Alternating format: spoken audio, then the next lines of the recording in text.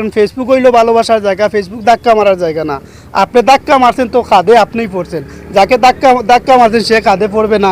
এই প্রসঙ্গে আমার সামাদ কিংস ভাই কিছু কথা কইবা।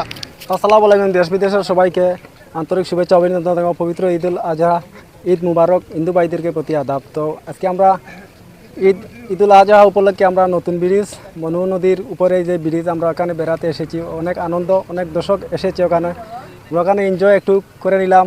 আসসালামু আলাইকুম ভাই, আমার ফজল ভাই ওখানে এসেছেন।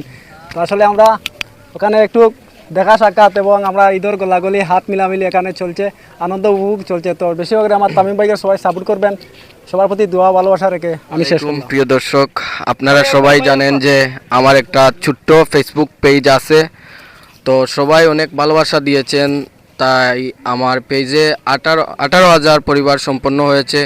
তো আপনারা যেরকম ভালোবাসা দিচ্ছেন এরকম প্রতিনিয়ত ভালোবাসা দিবেন ইনশাল্লাহ। সামনের দিকে আরও অনেক সুন্দর সুন্দর ভিডিও আপনাদেরকে উপহার দেওয়ার চেষ্টা করব। ঈদ মুবারক। আজকে পবিত্র ঈদুল আজহা আমরা পালন করে এখানে মিলিত হয়েছি। কন্টেন্ট ক্রিয়েটর এখানে রয়েছেন, সকলের পক্ষ থেকে আমরা দেশে বিদেশে অবস্থানরত আমাদের হাজার হাজার শুভানুদ্দায়ী যারা ঈদ পালন করেছেন কিংবা আমাদেরকে ভালোবাসেন, সকলকে আমরা ধন্যবাদ জানাচ্ছি। তো বিশেষ করে ঈদকে ঘিরে মনু রাজাপুর সড়ক সেতুতে একটি আমেজ সৃষ্টি হয়, উভয় পারের মানুষের একটি সেতু বন্ধন, যেটি মিলন মেলায় পরিণত হয় সপ্তাহখানেক। আমরা আশা করব এই ঈদকে সামনে রেখে যারা ব্রিজে আসেন, যাত্রাপথে যারা রয়েছেন, প্রতীক তাদের সমস্যা না হয় সেটি আমরা বিবেচনা রাখব।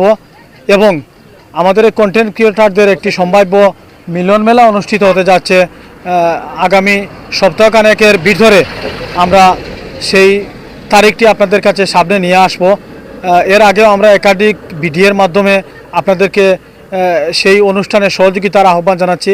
আজকে পুনরায় আপনাদের কাছে সেই অভিপ্রায় ব্যক্ত করছি যে আমাদের এই কন্টেন্ট ক্রিয়েটরদের যে মিলন মেলা, সেটি হবে এলাকার কন্টেন্ট ক্রিয়েটরদের নিয়ে একটি সুস্থ সংস্কৃতি চর্চার, সুস্থ ধারার একটি অনুষ্ঠান। সেই অনুষ্ঠানে অনেকের উপস্থিতি এবং সহযোগিতা আমরা কামনা করছি।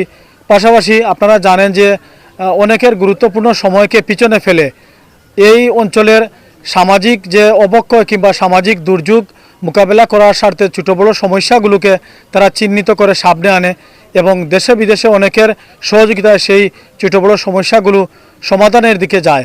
আমরা আশা করব যারা এই সমস্যাগুলো তুলে ধরে তাদের সম্মিলনে এই অনুষ্ঠান পরিচালিত হবে, তারাই উপস্থিত থাকবেন এবং সেই অনুষ্ঠানে আপনাদের সর্বান্তক সহযোগিতা আমরা কামনা করছি।